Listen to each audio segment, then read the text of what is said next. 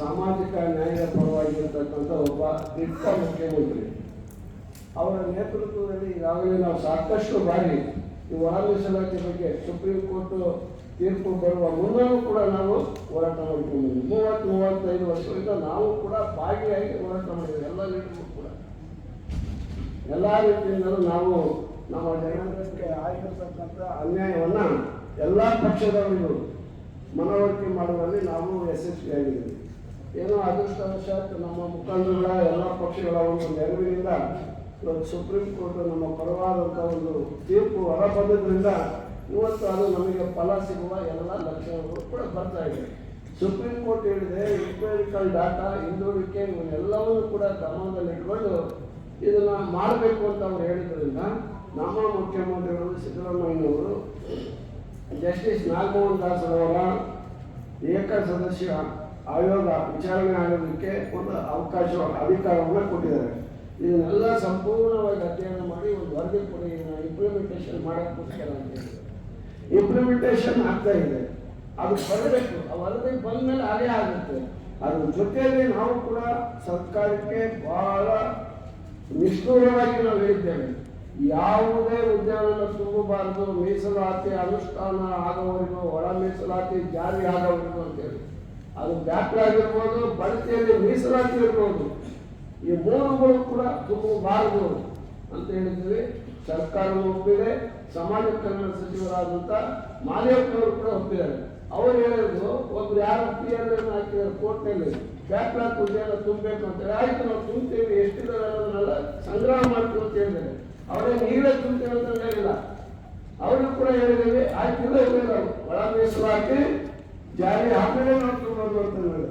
ಕೆಲವು ಹೋರಾಟಗಾರರು ಈ ನಮ್ಮ ಸಮುದಾಯದ ಮುಖಂಡರಿಗೆ, ನಮ್ಮ ಸಮುದಾಯದ ಮುಗ್ಧ ಜನರಿಗೆ ತಪ್ಪು ಸಂದೇಶವನ್ನು ರವಾನೆ ಮಾಡ್ತಾ ಇದ್ದಾರೆ. ಒಳ ಮೀಸಲಾತಿ ಬರೋಕ್ಕಿಂತ ಮುಂಚೆ ನಾವು ಎಲ್ಲ ತುಂಬಲ್ಲ ಕೊಟ್ಟು ಅಂತ ಹೇಳಿ ಈಗ ಬ್ಯಾಕ್ಲಾಗ್ ಹುದ್ದೆಯನ್ನು ತುಂಬಿ ನಮ್ಮ ಕೈಗೆ ಚಿಕ್ಕ ಕೊಡಬೇಕು ಅಂತ ಹೋಗಿದ್ದಾರೆ ಅನ್ನೋ ರೀತಿಯಲ್ಲಿ ಮಾತಾಡ್ತಾರೆ. ನಮಗೆ ಚಿಕ್ಕ ಕೊಡಲ್ಲ, ಅವ್ರ ಅಮೃತನೇ ಕೊಡೋದು. ಅಕ್ಷಯ ಪಾತ್ರೆ ಇದ್ದಂಗೆ ಸಿದ್ದರಾಮಯ್ಯ ನೇತೃತ್ವದ ಕಾಂಗ್ರೆಸ್ ಸರ್ಕಾರ ಅದು ಕೊಡೋವರೆಗೂ ನೀವು ಶಾಂತ ರೀತಿಯಿಂದ ಕಾಯಬೇಕು. ಯಾವುದೇ ಸರ್ಕಾರವನ್ನು ಮುಜುಗರ ಆಗೋ ರೀತಿಯಲ್ಲಿ ಟೀಕೆ ಮಾಡೋದು ಸಲ್ಲದು ಎಂತಕ್ಕಂಥದ್ದನ್ನು ನಾವು ಇಲ್ಲಿ ಸ್ಪಷ್ಟಪಡಿಸ್ಲಿಕ್ಕಾಗಿ ನಾವು ನಮ್ಮ ಜನರಿಗೆ ಕೊಡಬೇಕು. ವಾಸ್ತವಾಂಶ ಏನು ನಡೀತಿದೆ ಅನ್ನೋದು ಗೊತ್ತಾಗಬೇಕು. ಇಲ್ಲಿ ಸದಾಶಿವ ಆಯೋಗದ ವರದಿನೇ ಇದೆ, ಆಮೇಲೆ ಇದು ಮಾಧುಸ್ವಾಮಿ ಆಯೋಗದ ವರದಿನೇ ಇದೆ, 2011ರ ಸೆನ್ಸಸ್ ಇದೆ. ಇವನ್ನೆಲ್ಲವನ್ನೂ ಕೂಡ ಅಧ್ಯಯನ ಮಾಡಿ ನ್ಯಾಯಮೂರ್ತಿಗಳು ಬಹಳ ಚೆನ್ನಾಗಿ ಅದನ್ನು ಮಾಡಿ ಒಂದು ವರದಿಯನ್ನು ಕೊಡ್ತಾರೆ. ಆ ವರದಿ ಬಂದ ತಕ್ಷಣ ಅದು ಅನುಷ್ಠಾನ ಆಗುತ್ತೆ. ಅಲ್ಲಿವರೆಗೂ ತಾಳ್ಮೆಯಿಂದ ಕಾಯ್ದು 30-35 ವರ್ಷಗಳ ನಾವು ಹೋರಾಟ ಮಾಡ್ಕೊಂಡು ತಾಳ್ಮೆಯಿಂದ ಕಾದಿದ್ದೀವಿ. ಇದು ಒಂದು ತಿಂಗಳು ಒಳಗಾಗಿದೆ, ಅದು ಬರ್ಬೋದು, 15 ದಿನದಲ್ಲೇ ಬರ್ಬೋದು, ಹೇಳಲಿಕ್ಕಾಗಲ್ಲ.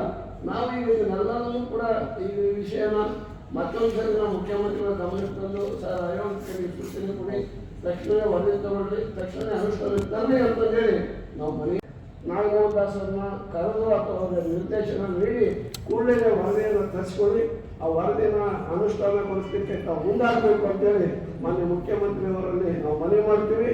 ಸದಾ ನಮ್ಮ ನಾಗಮೋಹನ್ ದಾಸ್ ವರದಿ ಬರೋವರೆಗೂ ಕೂಡ ಯಾವುದೇ ಕಾರಣಕ್ಕೂ ಬ್ಯಾಕ್ಲಾಗ್ ಹುದ್ದೆನೂ ತುಂಬಲ್ಲ, ಬಡ್ತಿಯಲ್ಲಿ ಮೀಸಲಾತಿನೂ ಕೂಡ ಮಾಡಲಿಕ್ಕೆ ಬಿಡಲ್ಲ, ಯಾವುದೇ ಹುದ್ದೆನೂ ಕೂಡ ತುಂಬಲಿಕ್ಕೆ ನಾವು ಬಿಡಲ್ಲ. ನೀವು ಪ್ರಶ್ನೆ ಮಾಡ್ಬೋದು. ಮತ್ತೊಂದು ಪ್ರಶ್ನೆ, ಅದಕ್ಕೂ ನಾನು ಈಗಲೇ ಉತ್ತರ ಹೇಳ್ತೀನಿ.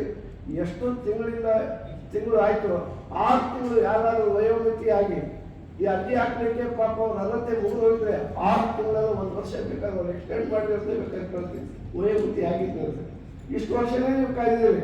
35,000 ಹುದ್ದೆಗಳನ್ನು ಈಗಲ್ಲ, ಸುಮಾರು 7-8 ವರ್ಷಗಳಿಂದ ಖಾಲಿ ಹುದ್ದೆಗಳು ಈಗ ಐಡೆಂಟಿಫೈ ಮಾಡಿ ತುಂಬ ಕೊಟ್ಟಿದ್ದಾರೆ.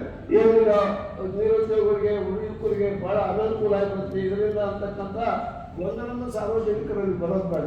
ಆ ನಿರುದ್ಯೋಗಿಗಳು ಯುವಕರಿಗೂ ಕೂಡ ಯಾವುದೇ ನಿರಾಶೆ ಆಗಲ್ಲ. ಅವರಿಗೂ ಕೂಡ ವಯಸ್ಸನ್ನು ಹಂಗೇನಾದ್ರು ಮೀರೋಗಿದೆ ಅಂತ ನಮ್ದು ಕಟ್ ಆಫ್ ಡೇಟ್ ನಾವು ಆರಂಭ ಮಾಡಿದ್ವಲ್ಲ ಅಕ್ಟೋಬರ್ನಿಂದ ನವೆಂಬರ್ನಲ್ಲೇ ಮುಗಿತಪ್ಪ ಅನ್ನೋದಾದ್ರೆ ಅವ್ರಿಗೆ ಅವಕಾಶ ಕೊಡಬೇಕಾಗುತ್ತೆ. 1 ತಿಂಗಳಿತ್ತು ಪಾಪ ಉದ್ಯೋಗ ಪಡಿಬೇಕಾಯಿತು, ಅವ್ನಿಗೆ ವಯೋಮಿತಿ ಮೀರೋಗಿದ್ಮೇಲೆ ಅಂಥವ್ರು ಯಾರಾದ್ರೂ ಅವ್ರಿಗೆ ಬೇಕಾದ್ರೆ 6 ತಿಂಗಳು 1 ವರ್ಷ ಬೇಕಾದ್ರೆ ವಯೋಮಿತಿನ ವಿಸ್ತರಣೆ ಬೇಕಾದ್ರೆ ಮಾಡೋಕ್ಕೆ ನಾವು ಹೇಳ್ತೀವಿ, ಮಾಡಿಸ್ತೀವಿ ಬೇಕಾಗಿ ಸರ್ಕಾರ ಕೇಳಿ.